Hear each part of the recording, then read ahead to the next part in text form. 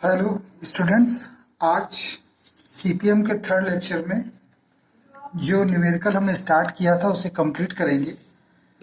First part हमने इसको discuss कर लिया था CPM network diagram. Second part determine the critical path and project completion time, ये हमने निकाल लिया था। आपने पिछला लेक्चर देखा होगा जिसमें हमने ये प्रोजेक्ट डायग्राम बनाया और ये क्रिटिकल पाथ बताया कि किस तरह से critical path BDHKN these are activities और ये किस तरह से एक्टिविटीज प्रोसीड होती हैं और इनमें क्या ड्यूरेशन है और प्रोजेक्ट का में टोटल कितना समय लगा, ये भी आपने निकाला। तो project completion time actually critical time होता है, इससे ज़्यादा प्रोजेक्ट को कंप्लीट करने में समय नहीं लगना चाहिए। तो क्रिटिकल एक्टिविटीज हम पहले भी डिस्कस कर चुके हैं। Critical activities are those activities which can not be delay, क्योंकि अगर उन एक्टिविटीज में आपने डिले किया तो इंटायर प्रोजेक्ट डिले हो जाएगा। और कुछ एक्टिविटीज ऐसी होती हैं जिनको हम होल्ड कर सकते हैं और उससे ना तो कास्ट इफेक्ट प्रभावित होती है और ना ही टाइम और ना ही वो ड्यूरेशन, और पूरा प्रोजेक्ट एक डेफिनेट टाइम पीरियड में कंप्लीट हो जाता है। आइए आज जो इसका थर्ड पार्ट है उसको डिस्कस करेंगे और हमारा ये न्यूमेरिकल कंप्लीट हो जाएगा। Complete total float and free float of non critical activity. अब ये क्या है इसको समझते हैं। इसके प्रीवियस लेक्चर में हमने आपको ये बॉक्स के बारे में बताया और ये भी बताया था कि ये जो LCT EST earliest starting time और लेटेस्ट कंप्लीशन टाइम, बॉक्स के नीचे जो होता है वो EST होता है और ऊपर जो होता है वो LCT होता है।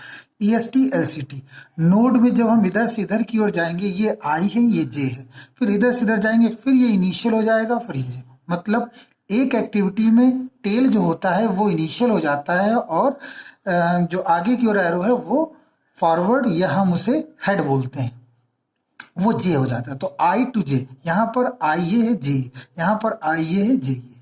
अगर हम इसे बात करें तो ये इसको सिंपली क्या बोलेंगे, LCI। देखिए हमने लिखा है latest completion time LCI, I मतलब इनिशियल, I मतलब इनिशियल, अर्लीस्ट स्टार्टिंग टाइम। तो ये भी हो गया LCI ESI, ये भी है LCES LCES LCES LCES। हम यहाँ लिखना चाहें तो लिख सकते हैं that is LC, that is ES.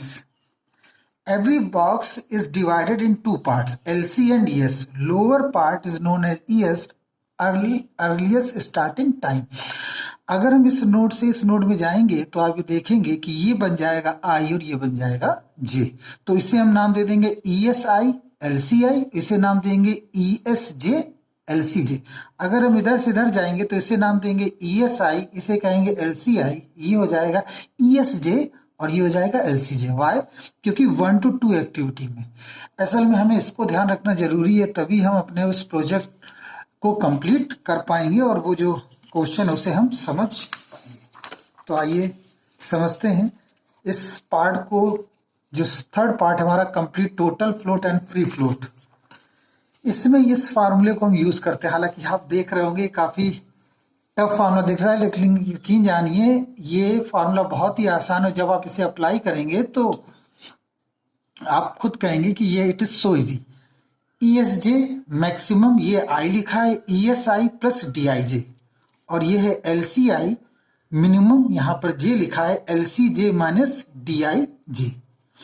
ये फार्मूले को हम पहले भी यूज कर चुके हैं, आपने देखा होगा इस फार्मूले में हम ये डिस्कस कर चुके हैं। जो अब के लेक्चर में जो फार्मूला लगना है वो ये total float TFIJ LCJ minus ESI minus DIJ duration होता है एक्टिविटी का ड्यूरेशन।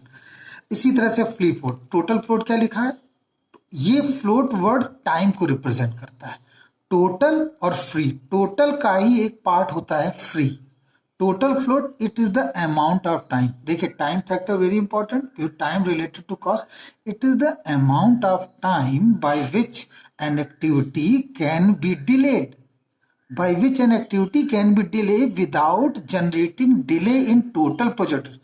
टोटल फ्लोट वो समय होता है जिसमें हम उन एक्टिविटी को शामिल करते हैं जिनको हम डिले कर सकते हैं without delaying entire project, known as total float. तो हर एक एक्टिविटी का हम टोटल फ्लोट निकालेंगे जैसा इस चार्ट में हमें कैलकुलेट करना है। तो अब ये चार्ट पूरा फिलअप किया जाएगा। एक्चुअली हमने ये टेबल का प्रिंट आउट निकाले जिससे आपको आसानी से समझ में आ सके।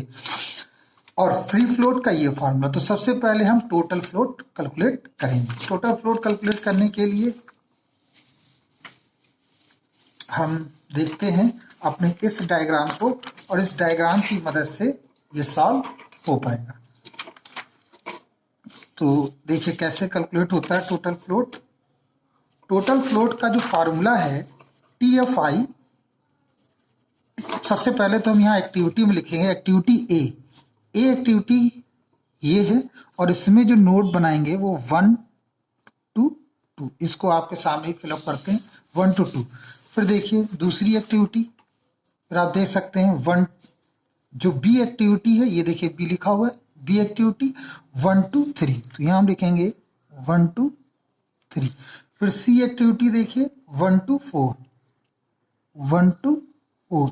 फिर डी एक्टिविटी को हम देखें, where is D activity, ABC D, तो 3 to 4, तो हम यहाँ लिख देंगे, एक्चुअली ये नोड लिखे जा रहे हैं 3 to 4, 3 to 4।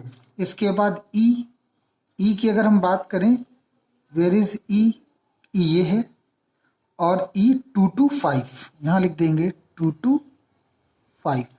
फिर एफ की बात हम करें तो एफ ये है 2 to 6। जी की बात करें 3 to 6। अब अगर हम एच की बात करें 4 to 6। इसके बाद हम बात करते हैं आई की, तो आई में आप देख सकते हैं आई जो है वो 4 to 7 है। जे की अगर हम बात करें तो 5 to 8 है। के की अगर हम बात करें 6 to 8 है। और अगर हम इसके आगे एल एक्टिविटी की बात करें 6 to 9 है। एम की अगर हम बात करें तो वो 7 to 9 है। और एन की अगर बात करें तो 8 to 9 है। ये हमने लिख दिया नोट मतलब इवेंट्स, ये लिख दिया। अब इनके सामने की जो ड्यूरेशन हैं वो हमें लिखने, जैसे ए एक्टिविटी का ड्यूरेशन है 2, ये पहले ही आपको पहले क्वेश्चन में जो ड्यूरेशन था वही हमें लिखना है, जो पहले क्वेश्चन में लिखा हुआ था, ये कोई नई चीज नहीं है, उसी को हम यहाँ पर कॉपी कर देते हैं। तो ए, या आप यहाँ पर न्यूमेरिकल से भी देख सकते हैं, ए का ड्यूरेशन है 2, बी का ड्यूरेशन है 5 और सी का है 4, तो यहाँ पर हम 5 लिखेंगे फिर 4 लिखेंगे। फिर डी का है, डी का ड्यूरेशन है 5, यहाँ पर हम 5 लिख देंगे। ई का ड्यूरेशन है 7, ये जो ब्रैकेट में दे रखा है उसी को हमें यहाँ पर लिखना है, जो आपको क्वेश्चन में पहले दे रखा है। इसे हम DIJ भी कहते हैं ड्यूरेशन। एफ के केस में हम देखें तो 3 है, 3 लिख देंगे। और जी के केस में 3 है, 3 लिख देंगे। एच के केस में 6 है, 6 लिख देंगे। आई के केस में 2 है, 2 लिख देंगे। जे, वेयर इज जे, जे के केस में 5 है, 5 लिखेंगे। के केस में देखिए वेयर इज के, ये है के, और ये 4 लिखा हुआ है, इसका ड्यूरेशन है 4। और एल के केस में ड्यूरेशन है 3, और एम के केस में ड्यूरेशन है 12, और एन के केस में ड्यूरेशन है, एन के केस में ड्यूरेशन कितना है 8। तो we have written all duration of given activities, ये हमने लिख दिया। अब हमें निकालना है टोटल फ्लोट। टोटल फ्लोट निकालने के लिए हमें इस डायग्राम की मदद लेनी होगी। तो हम टोटल फ्लोट एक दूसरे पेज पे निकाल के आपको दिखाते हैं, जिससे कि आप समझ सकें। यहीं पर एक छोटा सा हम बनाते हैं और इससे आपको समझ में आ जाएगा कि टोटल फ्लोट कैसे कैलकुलेट करना। टोटल फ्लोट का जो फार्मूला हमने आपको बताया, पहले उसे समझते हैं। TFIJ, ये जो है वो LC जे है माइनस ई एस आई है डी आई जी। ये बहुत ही आसान है, बस थोड़ा सा केयरफुली आप इसको समझें। तो किस एक्टिविटी के लिए हम बात करने जा रहे हैं? टोटल फ्लोट जो निकालेंगे वो first activity low 1 to 2, 1 to 2 मतलब ये दिस इज 1 to 2। इसमें LCJ जैसा हमने बताया LCJ ऊपर होगा, जे ये है आई ये हो गया। LCJ ऊपर है तो हम यहाँ पर लिख देंगे 8 माइनस ESI नीचे वाला ये लिख देंगे 0 और ड्यूरेशन कितना है 2 ये लिख देंगे 2। हमेशा याद रखिए ऊपर वाला पोर्शन LC नीचे वाला ES I और J इस बात पर डिफाइन होता है कि वो किधर की ओर मूव कर रहा है। इस केस में ये I हो गया और ये J हो गया। यहां से यहां तक में जाएंगे तो ये I हो गया और ये J। तो यहां पर जो हमने सॉल्व किया वो सॉल्व होके आया 8 माइनस 2 गिव्स 6। तो ये 6 किसके लिए लिखेंगे? ये होगा आपका A 1 to 2 के लिए। अब इसी तरह से अगर हम 1 to 3 के लिए बनाएं तो क्या लिखेंगे वैल्यू 1 to 3 के लिए? देखिए 1 to 3 के लिए 1 to 3 में हमें ऊपर की वैल्यू ये देखनी है, ये LC 5 लिखेंगे। ESI मतलब इसमें टॉप इसमें बॉटम जैसा कि फार्मूले में लिखा हुआ है। 0 माइनस ड्यूरेशन कितना है 5, तो ये हो गया आपका 0। इसी तरह से आपको हर एक एक्टिविटी के टोटल फ्लोट को लिख लेना। एक और लिखते हैं जिससे आपको समझ में आ सके। सी की बात करें 1 to 4। अब देखिए ऊपर वाला टर्म LCI नीचे वाला ESI। फार्मूले में क्या है LCJ, तो LC ऊपर है 10 लिखेंगे। 10 माइनस ESI यहाँ है 0 और माइनस ड्यूरेशन है 4, तो ये आ जाएगा आपका 6। तो इस तरह से हमें इन ड्यूरेशन को लिख लेना है यहाँ पर। इस तरह से जब हम कैलकुलेट करेंगे तो ये सारी ड्यूरेशन जो है वो यहाँ पर आसानी से आ जाएगी। तो सबसे पहला जो बनेगा आपका 6 होगा, दूसरा 6 0, फिर तीसरा 6, डी को अगर हम निकालें तो देखिए कैसे निकलेगा। डी देखिए आपका ये है। इसमें हमें फार्मूले में देखिए फार्मूले में LCJ जे में ऊपर में जाएगा 10 माइनस 5 ये ड्यूरेशन है, तो कितना हो गया 0। फिर E की बात कर लें, वेयर इज E? बहुत ही सिंपल है, ये देखिए इसमें LCJ ऊपर, अब ये I और ये J हो गया। LCJ ऊपर है देखिए, इसलिए मैंने बॉक्स पे लिख रखा है कि ये LCJ है। देखिए LCJ ऊपर है इस एक्टिविटी में 2 to 5 में 2 to 5। तो 2 to 5 में फार्मूले को अगर हम देखें तो LCJ माइनस ESI, तो 15 माइनस 2 ESI कितना है 2, 15 माइनस 2 माइनस 7, 15 माइनस 2 माइनस 7 वो हो जाएगा हमारा ई एक्टिविटी के लिए। डी एक्टिविटी का हमने यहाँ डायरेक्ट लिख दिया था। ई एक्टिविटी की अगर हम बात करें तो ई एक्टिविटी कैसी है 2 to 5 और 2 to 5 है ई एक्टिविटी। और इसमें जो हम फॉर्मूला लगाएंगे 15 माइनस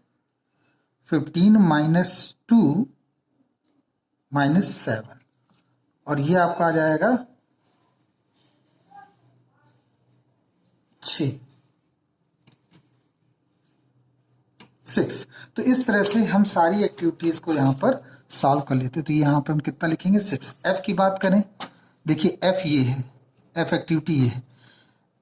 टॉप देखना है 16 माइनस 2 माइनस 3, तो कितना आ जाएगा 11, तो उसे हमें यहाँ पर लिख लेना है 11। फिर नेक्स्ट एक्टिविटी है आपकी जी में देखिए फिर से आप एक बार फॉर्मूले को देखिए LCJ।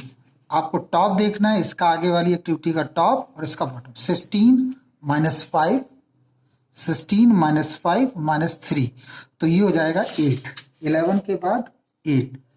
और इसी तरह से जब हम सॉल्व करेंगे तो आगे हम उसी तरह से लिखते जाएंगे। 0 4 6 0 9।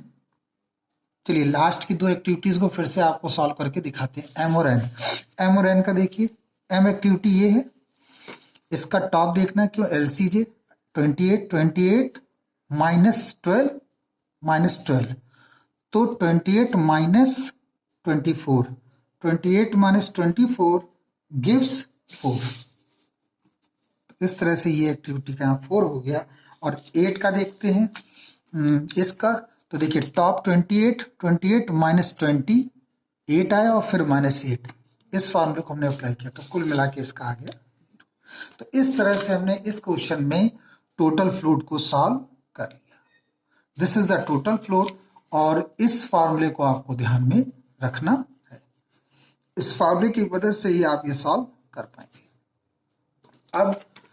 अब हमें निकालना है FF फ्री फ्लोट, जिसमें लिखा हुआ FIJ और इसका फॉर्मूला क्या है, इसको भी लिखते हैं, कहीं इसी जगह लिख लेते हैं क्योंकि इसी चार्ट से ही बनना है, इसलिए हम यहीं पर लिख लेते हैं। इस फॉर्मूले में FIJ free float is equal to ESJ minus ESI minus DIJ। अब देखिए दोनों फार्मूलों में, अगर हम दोनों फार्मूलों को गौर से देखें तो आप देखिए ESI DIJ सेम है, केवल ESJ चेंज हुआ है। ESJ क्या होगा, अगर हम यहां से चलते हैं तो ESJ को अगर हम देखें तो ESJ ये J हुआ 2, तो अब की बार हमें दोनों नीचे नीचे वाले ही सब्ट्रैक्ट करने पड़ेंगे। क्यों, क्योंकि ESJ ESI 2 माइनस 2 माइनस 2, तो ये पहला आ जाएगा आपका 0। फिर से समझिए, ESJ J क्यों है, क्योंकि 1 to 2 है। हर एक एक्टिविटी के लिए हम इसे सॉल्व करना है। तो पहली एक्टिविटी के लिए इसकी वैल्यू कितनी निकलेगी, यहां पर हम लिखेंगे ESJ 2 माइनस 0 माइनस 2 गिव्स 0। फिर सेकंड B एक्टिविटी की बात कर लें तो 5 माइनस 5 गिव्स 0। फिर थर्ड एक्टिविटी की बात कर लें 10 माइनस 0 मतलब 10 माइनस 4 गिव्स 6, तो ये एक्टिविटी में आ जाएगा आपको वैल्यू 6। फिर D की बात कर लें, D में ये आपका 10 माइनस 5 तो ये आ जाएगा आपका 0। E एक्टिविटी की बात करें, E एक्टिविटी आपकी ये है 9 माइनस 2 मतलब 7 माइनस 7, यह आ जाएगा आपका 0।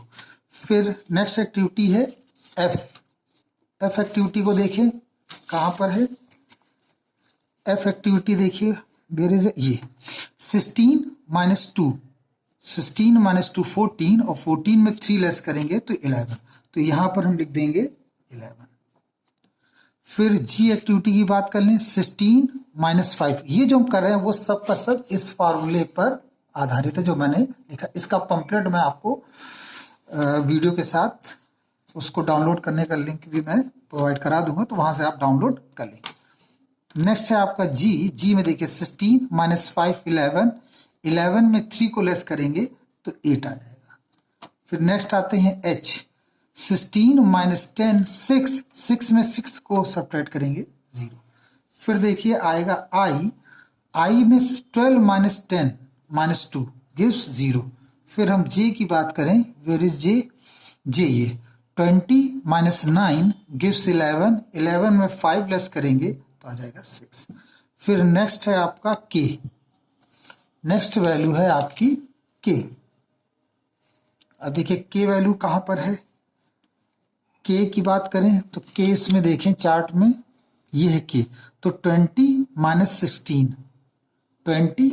16 4 और 4 माइनस 4 0।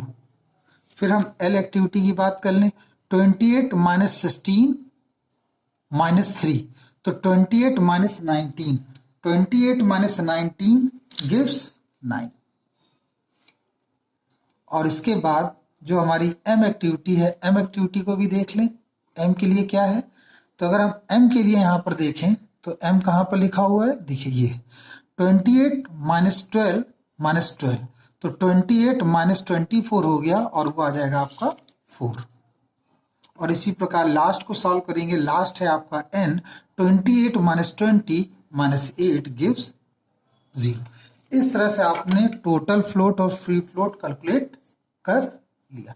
तो इस क्वेश्चन में जो पूछा गया था आपको कि complete total float and free float of non critical activity, तो हमने ये पूरा का पूरा जो चार्ट बनाया, अब इसमें से क्रिटिकल एक्टिविटी कौन सी है, नॉन क्रिटिकल एक्टिविटी कौन सी।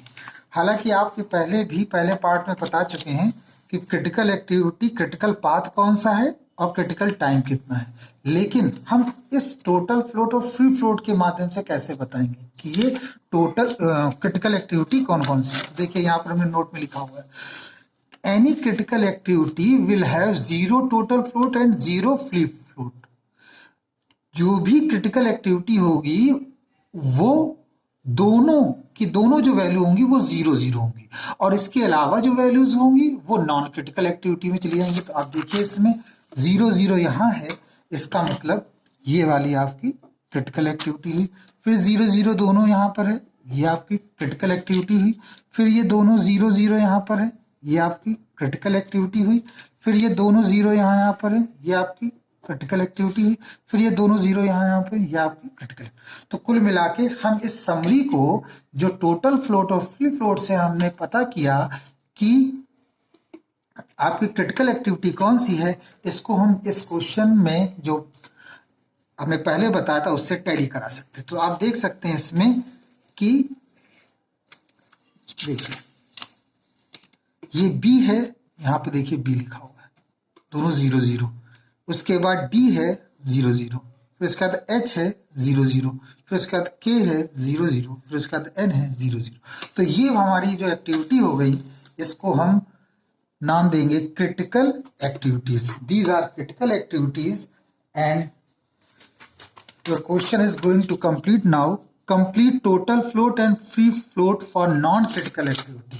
अब देखिए नॉन क्रिटिकल एक्टिविटी कौन सी होंगी, ये नॉन क्रिटिकल एक्टिविटीज है जिनमें फ्री फ्लोट और टोटल फ्लोट की वैल्यू 0 नहीं है, वो नॉन क्रिटिकल एक्टिविटीज में चले जाते हैं। नॉन क्रिटिकल एक्टिविटीज वो हैं जिनको हम डिले कर सकते हैं और उससे हमारा एंटायर प्रोजेक्ट अफेक्टेड नहीं होता है। तो these are non critical activities और these are critical activities. Thank you. इस वीडियो को कई बार देखिएगा, जो अगर न्यूमेरिकल है वो इसी पर बेस्ड आएगा। I hope you like it. Thank you.